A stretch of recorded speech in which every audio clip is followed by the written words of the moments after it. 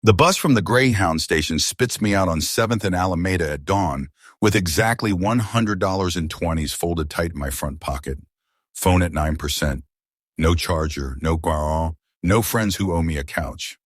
3 days. That's the deal I made with myself after the eviction notice and the final paycheck that barely covered rent. 3 days to prove I can still land on my feet in this city or admit I'm done and buy the one-way ticket back to Ohio.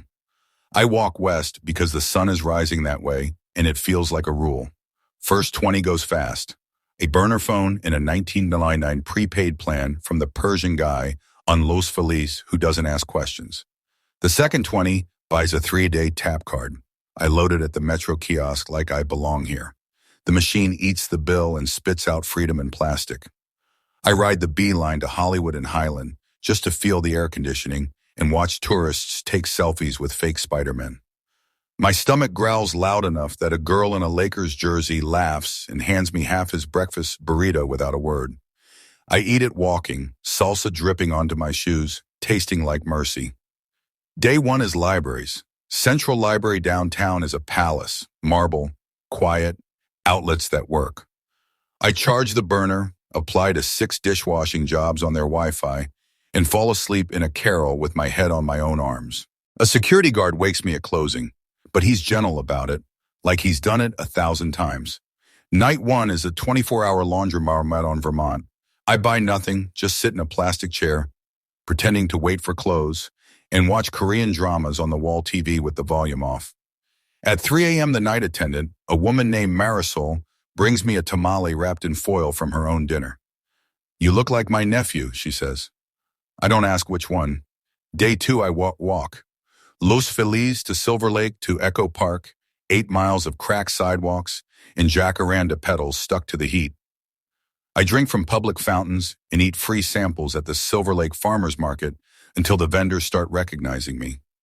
A guy selling bananas finally says, "Bro, just take 3," and turns back to his scale like he's embarrassed by his own kindness. I find a hostel on Sunset that lets you work the front desk 11 p.m. to 7 a.m. for a bunk and $10 cash. I lie and say I've done it before. The manager, tattooed and half drunk, shrugs and hands me a key. I check in 6 backpackers, mop up someone's vomit, and sleep from 8 to 3 in a top bunk that smells like European deodorant and weed. Day 3, the money is down to $32 and change. I'm lighter, sunburned, my feet blistered inside thrift store vans. I take the bus to Venice just to see the ocean before the experiment ends. The boardwalk is a circus. Muscle men, crystal sellers, a guy playing Wonderwall on a busted guitar. I sit on the sand with my shoes off and watch a kid try to fly a kite that never quite lifts. A woman with gray dreadlocks and a rescue dog sits next to me. She offers a warm Tecate from her backpack. I take it. We don't talk much. After a while, she says, "You running or starting?" I think about it, drink the beer, feel the sun burn the back of my neck. "Both," I say. She nods like that makes perfect sense. When the sun drops into the Pacific, I still have $28 left. I walk to the metro station, tap my card, and ride east until the city thins out and the lights feel different, like maybe there's room again. The burner phone buzzes, one of the dishwashing Joes. Night shift, starts Monday, cash daily. I get off at the last stop, sit on a bench under a street light, and count what's left of the 100. Enough for a burrito and a real coffee tomorrow. Enough to make it to the first paycheck. 3 days, no car, no miracles.